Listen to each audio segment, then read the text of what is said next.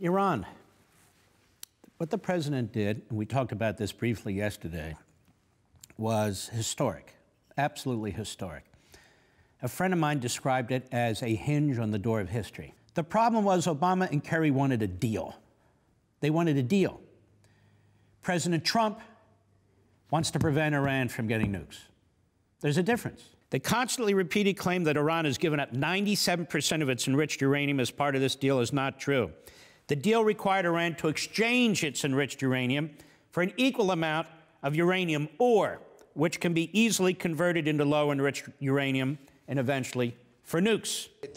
Trump is a person who is not loyal to international commitments, and he will not remain loyal to JCPOA. And on this basis, we... Now, let's stop there.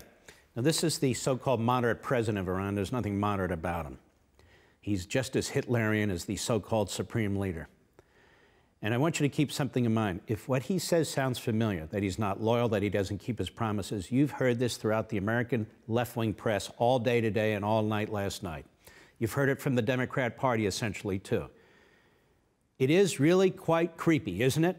The overlap of rhetoric and arguments between the Islamo-Nazi regime and the Democrat Party and American press, and yet there it is.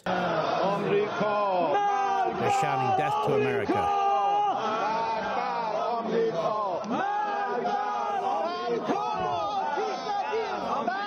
Now stop a second. You need to understand, it's not just the ideological fundamentalism that drives these guys. They're crooks. They're like mobsters. They have like mob families and mob groups. They split up the country. They split up the economy. You need to understand how this country is working, or not working, actually, the economy.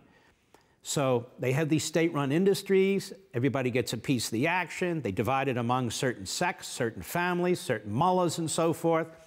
So they're going to hold on as much as they can with everything they have. They are absolute, they're not only fundamentalists, they're absolute crooked thugs. Want to see more? Sign up for Levin TV.